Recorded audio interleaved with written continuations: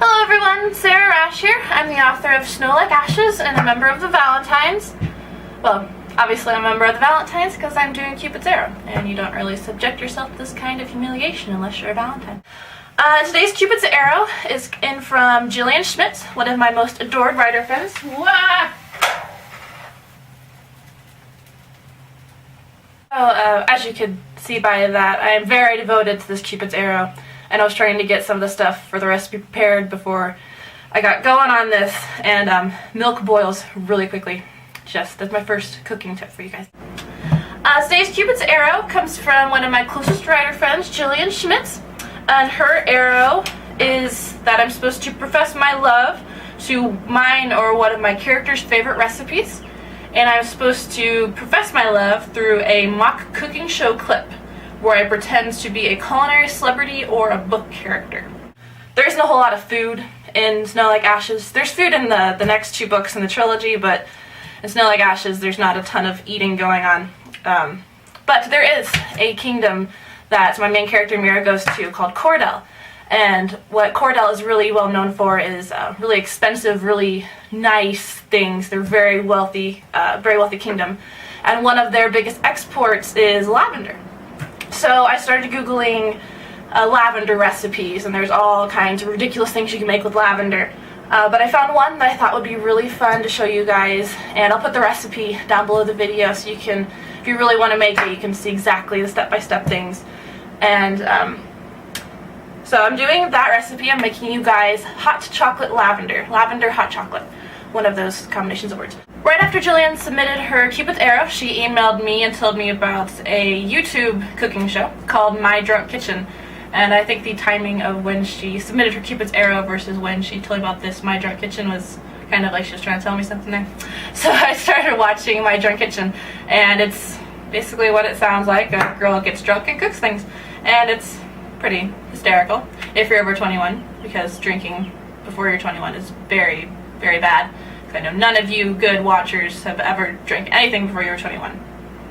So I thought, oh, that'd be really fun to do, but I figured it'd be kind of inappropriate to do a drunk cooking show clip on a blog devoted to young adult literature. But then I realized that the way that this girl acts in her videos is pretty similar to how I act normally when I'm not drunk. Not that I'm ever drunk. I don't drink. Like I know none of you drink too. We're all good people. Okay, I'm talking about alcohol too much. I'm gonna start talking about drugs next. When I worked at office job, they started calling me Sarawana because I was pro-legalizing marijuana. Not that I do pot, I just think it'd be good for the economy, and you can tax it and stuff. And I sound guilty, don't I? Talking about politics, drugs, and alcohol now, and the video is less than a minute old. I think that's the fastest anyone's ever lost their credibility. You guys aren't gonna buy my books now, are you? Okay, so I'm going to this video like My Drunk Kitchen, but I am going to be drunk instead on YA. So, lavender hot chocolate. The first step that that exploded behind me a little bit ago was to take 2 cups of milk and add 1/4 of a teaspoon of lavender, which seemed like not nearly enough lavender because I spent a pretty penny on all of this lavender, and I only needed 1/4 of a teaspoon of it.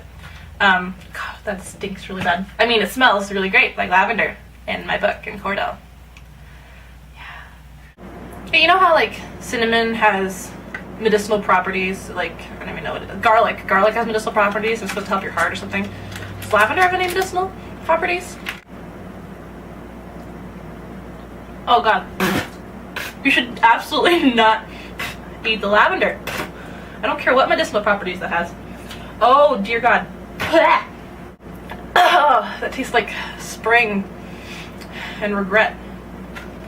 So you let all that come to a boil, but you don't want it to overflow because that causes the milk to coagulate in the bottom of your burner, and it makes your whole kitchen smell like lavender milk, which does not smell very good. So then once this milk has been steeping for 5 minutes, you get rid of the lid, and you want to strain the lavender out. Oh, this does not look appetizing. Oh, Lavender milk is really pungent, guys. Okay, so I don't know if you can see this. You strain, oh, this is gonna be really bad. You strain the milk, you strain the lavender out of the milk. Oh my god, I did it. Okay, so lavender is strained out of the milk, and you have some nice steeped lavender milk now. You see the lavender is, oh gosh. And then you want to put the milk back into the pot. So I need that. I shouldn't have put that in there. So you should rinse the sticky milk off of the bottom of your pot. If you, I mean, I'm sure you were smart enough not to let your milk boil over. But if it did, this is when you want to rinse the bottom of your pot off, because if you don't, it'll burn. Not that I know that from experience. I don't burn things. What are you talking about? Okay, so you rinse off. You guys can't see me. You rinse off the bottom of your pot so it's all nice and milk free. Oh, that's kind of gross in there. And you rinse the rest of the lavender out. I'm not making this sound very appetizing, am I? Really, lavender smells pretty good. I'm not a huge fan of floral scents. That's why I'm reacting the way I am. But people who like floral scents probably really like lavender. That's why I'm making this. I'm not making this for me. I'm making this for you guys. And you missed what I just did, but I turned the pot over and I spilled milk all over my foot. So give me 1 second. Okay, so your pot is clean. Your pot is clean and your milk is steeped, and you need to get a new burner now because the other one is all milky. But then you put the milk back into the pot, like so, and then you can add chocolate. Okay, so you need 3 ounces of dark chocolate and 1 ounce of milk chocolate. So I have my Cadbury chocolate here. Okay, so this whole thing is 3.5 ounces. I need 1 ounce of milk chocolate. They should really preface recipes and tell you when you're gonna have to do math for the recipe. So there's 18 little squares, and so if there's 3.5 ounces, 1 ounce, and you put 1 ounce of milk chocolate into your milk lavender steeped thing here. 3 ounces of dark chocolate. That's a lot of dark chocolate, but I'm not going to argue with them because, you know, you can't never have too much dark chocolate. And it's healthy, right? It's healthy. So there's all the dark chocolate that you need. Okay, there's a lot of milk chocolate left over, so you should totally. Is not poisoned. But you know, you never know. You guys should check. You should check everything, especially chocolate. Make sure that it's not poisoned. Okay. So, the magic of television. Flash forwarding. And you melt all of the chocolate, the various chocolates, into your milk. But you have to whisk it constantly, or the chocolate will stick and burn. I would not need any more mishaps, people. Because my kitchen already smells like milk. Okay, so you get it all melted. You guys see that? Looks like milk chocolate, doesn't it?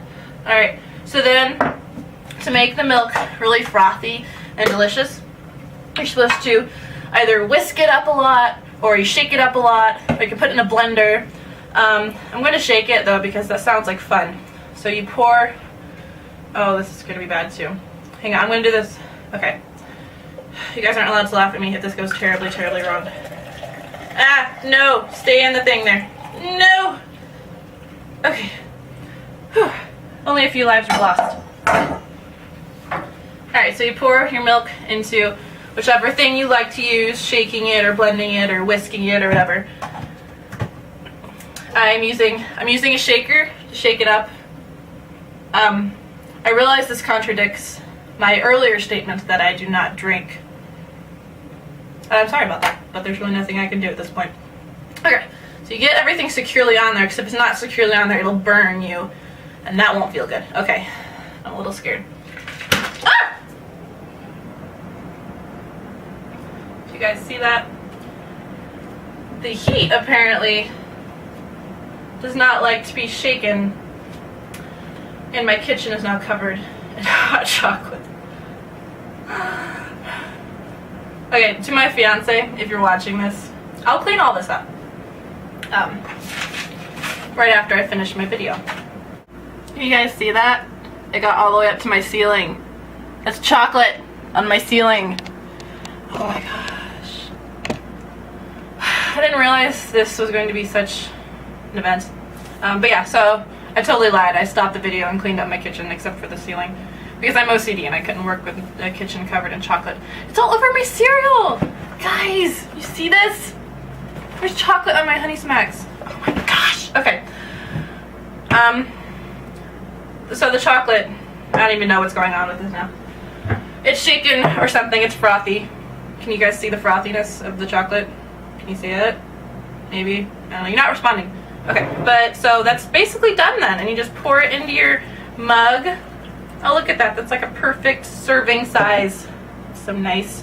Look, perfect serving size. Okay.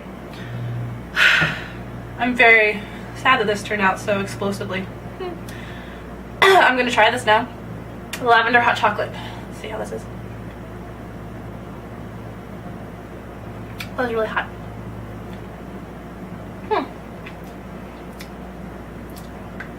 That is interesting. That is very interesting. Like I said, I'm not a huge floral fan, but chocolate and flowers, I know. Yeah, so I kind of recommend that. I do not recommend, however, shaking the chocolate. I think it's punishment because I drink and I've been talking about alcohol and drugs and politics. Okay, so I have finished my hot chocolate and I finished my Cupid's arrow, and I hope you guys appreciated all of the sacrifices that I made for you today. I have to go clean my ceiling off and get the chocolate off of it. But like I said, I'll post the recipe down below, so if you guys want to make it, just pop down below the video there. And thanks for watching. Thanks for being a part of the 2014 extravaganza that is the Valentines. See you guys later.